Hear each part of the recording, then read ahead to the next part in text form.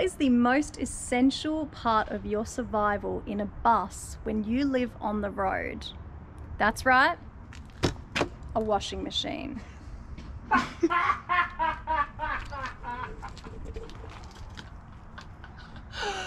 That's right, people. A washing machine. Because if we can't wash our clothes, what will we ever do with our life? Let me tell you why this is essential. 1, I hate laundromats with a raging passion. They ruin your clothes. They always have a queue. You never have the coins. Just can't handle it. So when we were planning the bus, Chris was like, you know, what's like your dream luxuries for the bus? And I was like, washing machine.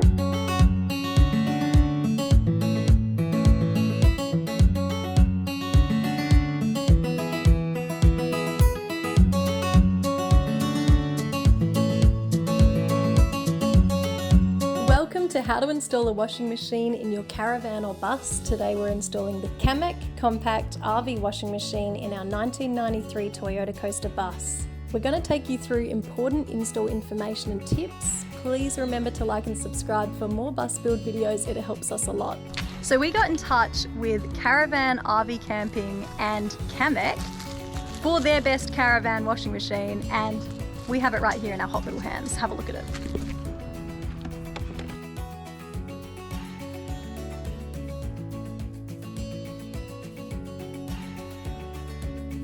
So this is the 3 kilo compact RV washing machine by Caravan, and I will be reporting back on how it goes once we've installed it. But first things first, Chris is in here making a PowerPoint so we can actually put it in. We've had the electrician making sure we have everything we need. To run this washing machine, you need 240 volt. So our system, fortunately, is capable of 240 volt, which meant we were able to run the washing machine, which of course, like we've said, is essential. So don't you forget that. So Chris is putting in the PowerPoint and he's going to take you through what he's doing to make that happen. Look, I feel like van life is all about compromise.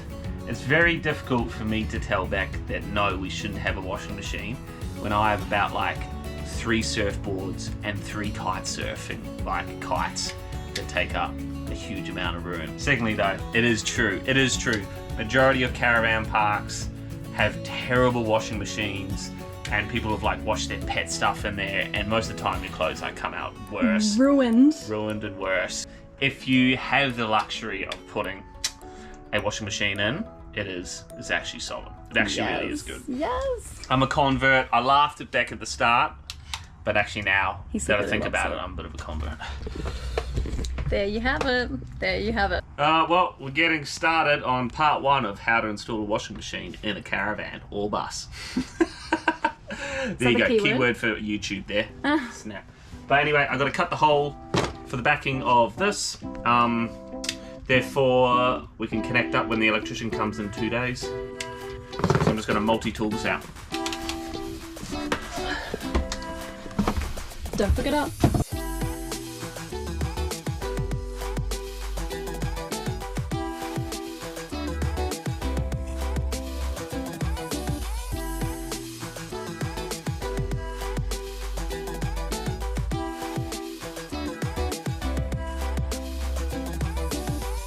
Installation of the washing machine is pretty easy, but there's just a few things that you need to kind of keep in mind.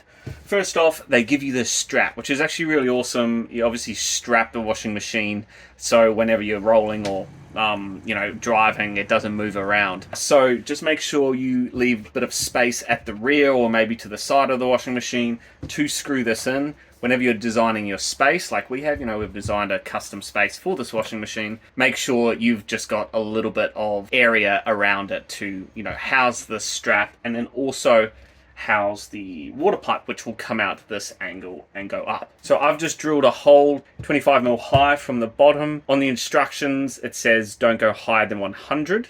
So yeah, that's fine there. And I'm just going to drill a hole down the bottom and connect it straight to a 25mm drain hose. That's pretty simple.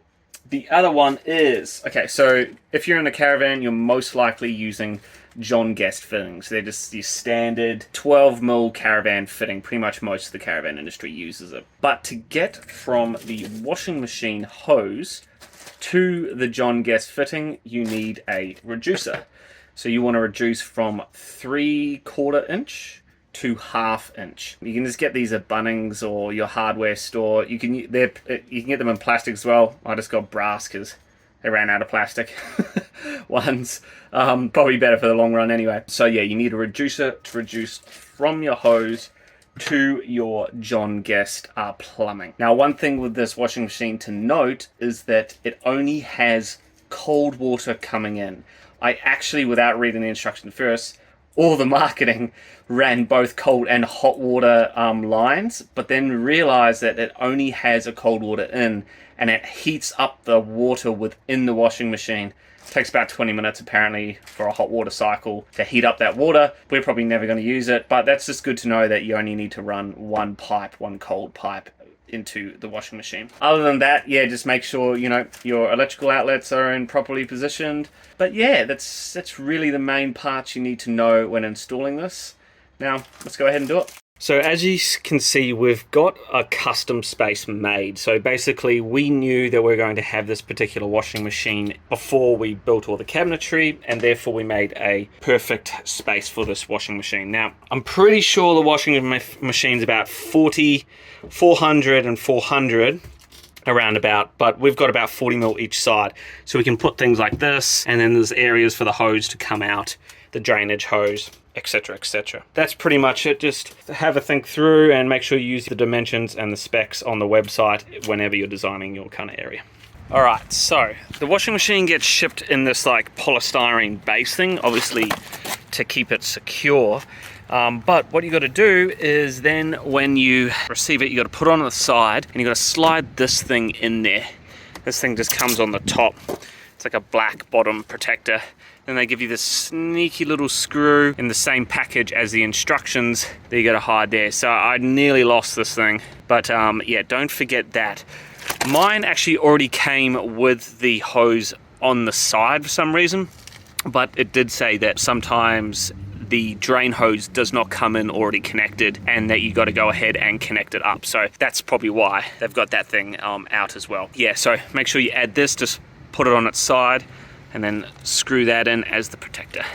Okay, so I drilled a 40mm hole to get the hose through. I'll see if I can find some sort of grommet maybe later on just to make that look a little bit better. But yeah, that was pretty much the only size hole that would fit this kind of over here. So yeah, that's in there. And then down here, I think that was about a 32mm hole for the drainage. So yeah, all good. She's ready to go in now.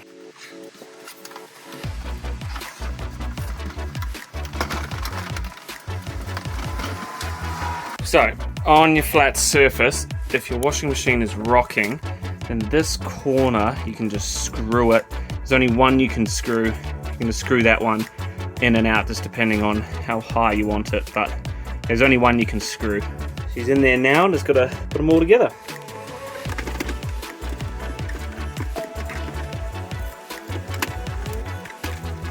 Alright, so that's what she looks like now installed. Okay, so I wouldn't say that strap is going to win any awards for being effective, but it definitely just probably kind of keeps it there. I think, you know, as we're full driving, I think that should be fine. It's got some rubber bits on the bottom as well, so I don't think it's going to move around too much. But just know she's a pretty flimsy strap. You know, if you're really worried, you might figure something else out. But yeah, other than that, now we just got to screw this one in. Once that's screwed in, we should be good. So I'm trying now to install the drainage. I need to run it through underneath into the shower pit. So drain pipe comes from washing machine kind of underneath, and then it drills down, which I'll show you where to go, into our kind of area where we're connecting up all the drainage hoses into the grey water tank. So we're going to do that before put the back on, and then yeah. Alright, so what we've done is we've added our little drain hole right there. So that's lining up with underneath what I wanted to do. We've got everything sorted here, and then now I've just added kind of these little back blocks into the back corner, and we're ready to put our first, hang on, I already put this on. So 3, 2, one. There we go. Okay. Cool. Now I'm put a clamp in there, and we've got some drill holes, so already ready to drill. Woohoo! Alright, everything is done. We're plumbed in, we've ran the drain, and now we're ready to give it its first go. Turn the AC electricals on. We've got power running. Okay, first things first, I turn the water pump on. So it's all primed already. Next is down here, I turn the inverter on, which gives us 240 volt or house power, which is what the washing machine runs off. So I'm going to do that. I'm going to turn the inverter on. Woohoo! Technically, this should work. Oh! Hey! Got power. Woo! My dream washing machine. That's just going funny, that lighting on the screen, but in real life it's just normal. It's okay, here we go. Here's just a quick wash. Wash and rinse. Wash and spin. So should we just do a quick wash? Empty, yeah? Yeah, quick wash, and then hopefully that empties. Water level low. Yeah, go for it. You ready? Yeah, I'm scared. Me too. How exciting.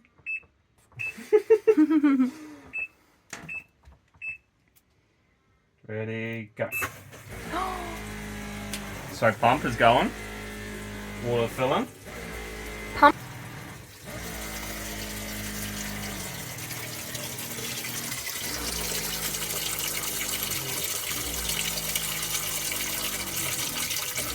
So here we're able to fill up the washing machine directly from our tanks. So our pump was running into it. At high setting, it takes 20 litres of water.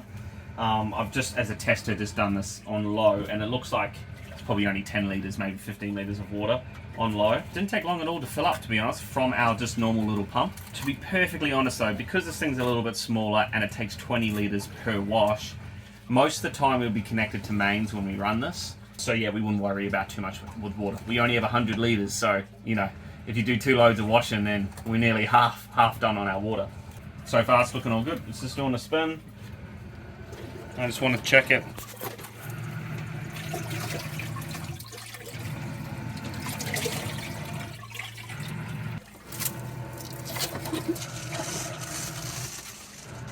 Oh.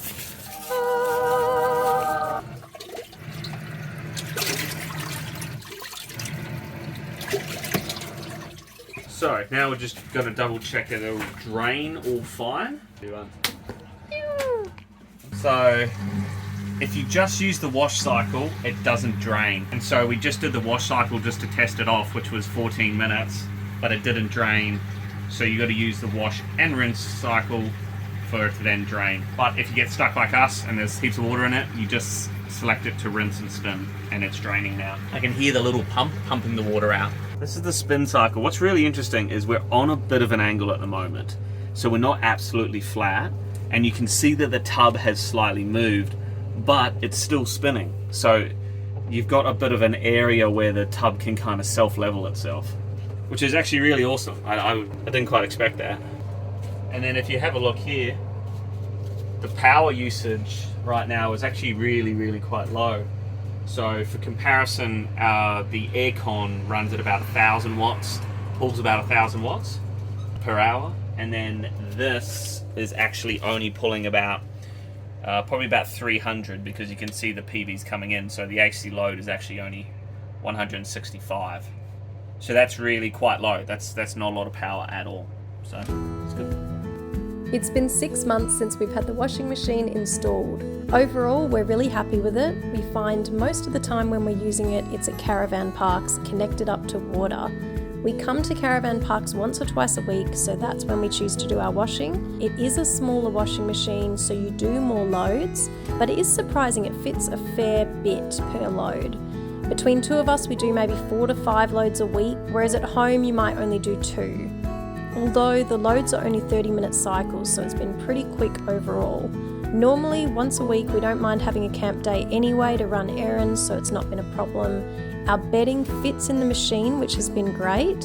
In the long run, we are confident we've saved a fair bit of money with this machine rather than going to laundromats, which are $5 to $7 a cycle. The main reason we chose a top loader, by the way, is because front loaders have more weight on the bottom. We do full drive, so we want to limit the weight.